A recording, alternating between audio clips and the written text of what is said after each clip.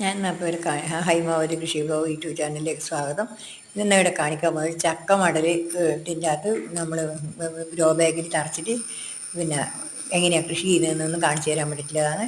അതെന്ന് വെച്ചാൽ ബാഗ് എടുത്തിട്ട് പിന്നെ ചക്ക മടൽ കുറച്ച് കരിയില, കുറച്ച് പിന്നെ പച്ചത്തോല്, പ്രോട്ടീൻ മിക്സ്ചർ, ഇതെല്ലാം അതിന് വേണ്ടത്.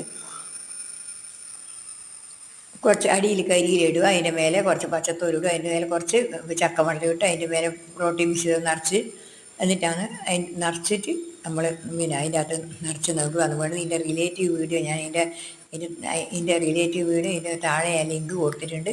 അതിൽ കഴിഞ്ഞാൽ നിങ്ങൾക്ക് വിശദമായിട്ട് ലോങ് വീഡിയോ തിരിച്ചും കാണാൻ പറ്റും. ഇതാണ് ഞാനിപ്പോൾ ഇവിടെ കാണിക്കാൻ പോകുന്നത്. ഇത് നല്ലൊരു വളവും റിലേറ്റീവ് വീഡിയോ മാത്രമേ ഇത് ഒരു നല്ലൊരു വളവുമാണ്. ചക്കമടൽ നല്ലൊരു വളവും കൂടിയാണ്. പിന്നെ മറ്റേ അപ്പച്ചപ്പ് ഏതായാലും നല്ലൊരു മരുന്നും കൂടിയാണ്. അങ്ങനെയാണ് ഇത് ഞാനിപ്പോൾ നിറച്ച് നടാൻ പോകുന്നത്. ഇത്